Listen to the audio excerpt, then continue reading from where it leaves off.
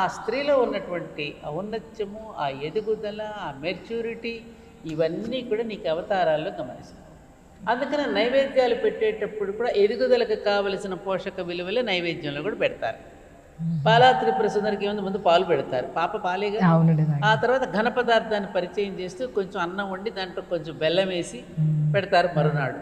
ఆ తర్వాత గారెలు ఇవన్నీ కోసం మినుము పదార్థాలు, మాంసకృతులు నైవేద్యాలు పెడతారు. ఆ ఎదుగుదలకు వెళ్ళిన కొద్దీ ఆమెకు కావలసిన పోషక విలువలకు కావలసినటువంటి పదార్థాలను ఇందులో నైవేద్యంగా పెట్టారు. ఇది కనుక స్వీకరిస్తే నైవేద్యము, డాక్టర్తో పని లేదు నీకు. నా వైద్యమా? మనం నైవేద్యాలు అంటే పండగ రాగానే ఎన్నో రకాల నూనె పదార్థాలు వండేయాలి, దేవుడికి పెట్టాలి అన్న తాపత్రయం. ప్రసాదాన్ని ప్రసాదంగా స్వీకరించుకోవాలి. మళ్ళీ ఆ ప్రసాదాన్ని కూడా ఎలా వినియోగించుకోవాలి? కొంచెంగా తీసుకుని కళ్ళకద్దుకుని, అది ఎక్కడ అనాహత చక్రం వరకు ఇంతవరకే. అదేదో మలమూత్రాల్లో మళ్ళీ వెళ్ళకూడదు ఆ ప్రసాదం. ఏదో భోజనంలాగా చేసేయకూడదు ప్రసాదాన్ని. ప్రసాదము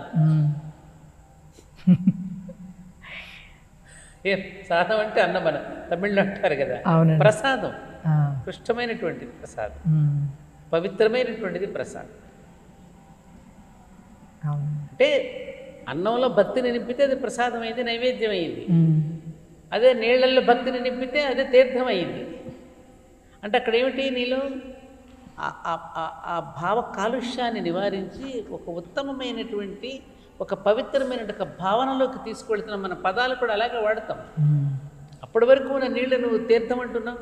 అవునండి. అప్పటి వరకు ఉన్న పెసరపప్పున వడపప్పు అంటున్నావు.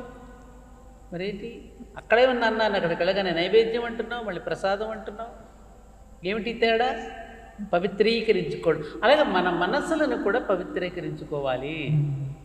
ఆ పవిత్రీకరించుకోవడానికి ఈ ఆరాధనలు, ఈ ఉత్సవాలు, చైతన్యం, ముఖ్యంగా చైతన్యం, ముఖ్యంగా అమ్మవారి పండుగలు చైతన్యవంతులు చేస్తుంది. ఆవిడకి బాగా శబ్ద అంటారే చూడు, నాదాధీనం జగత్ సర్వం.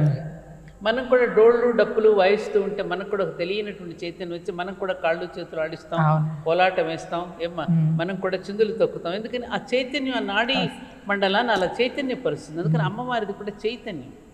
అందరూ తల ఒక ఆయుధం ఇచ్చేశారు, డబ్బులు కొట్టేసేసరికి అమ్మవారు ఏం చేసి యుద్ధం చేసేసింది. అందుకని ఏదైనా పని చేసేవాడికి ఉత్సాహం అంటే బాగా డబ్బులు కొడతారు, ఎందుకంటే వాడికి ఉత్సాహం ఇవ్వాలి, ఎనర్జీ ఇవ్వాలి. అందుకని ఆ కోలాహలం అన్న ఆవిడకి ప్రీతి అనమాట అమ్మవారికి.